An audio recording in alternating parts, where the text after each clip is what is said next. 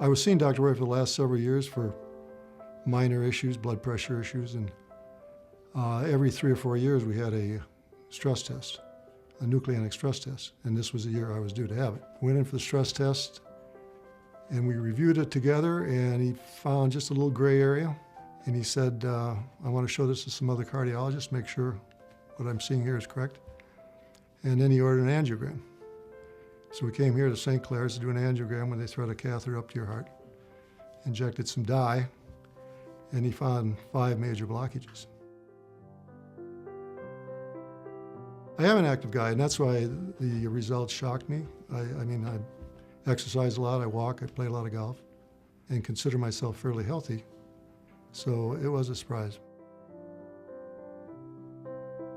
Once you're faced with that situation, for me at least, it was satisfying to know with certainty that you had a good team behind you.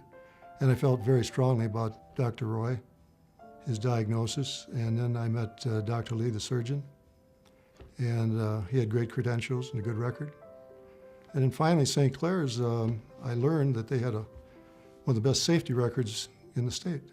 And they did a great job. The nurses were terrific, and they were all very positive, very capable. So I was very satisfied with the results.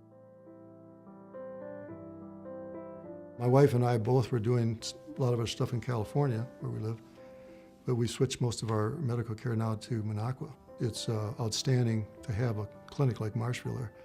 I've had several friends in California that have had open heart surgery.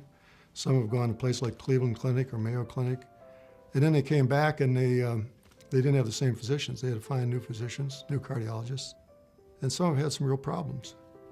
And for me, having it close to home and having Dr. Roy up there, and it's a real advantage. It's a comfort level.